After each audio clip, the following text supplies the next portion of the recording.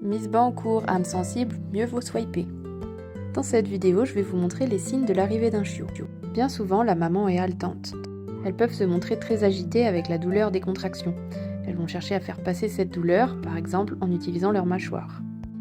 L'augmentation de l'ocytocine les fait aussi très souvent vomir. Gratter pour faire un terrier est aussi l'un des signes très répandus. Et quand le chiot est enfin bien engagé dans le bassin, vous allez voir carrément les contractions et les poussées. Avec du liquide qui sort. Là, c'est plutôt du sang, mais ça peut aussi être un liquide très vert. Ah, ça y est, on voit la tête arriver. On voit sa petite langue de sortie. Alors ça arrive que le chiot sorte sans la poche, que la poche est éclatée à l'intérieur.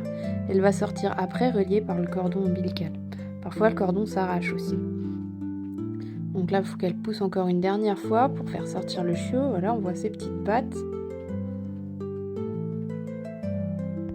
Mais le plus souvent, le chiot, il va sortir encore dans la poche, dans la myosse, comme là. On voit qu'il est bien dans une poche, avec le placenta à la fin, là, c'est ce qu'elle est en train de manger. Et elle, en mangeant le placenta, elle va aussi couper le cordon et ouvrir la poche. Parfois, les poches sont plus grosses et remplies de liquide. Une fois le chiot sorti, il y a un temps de repos.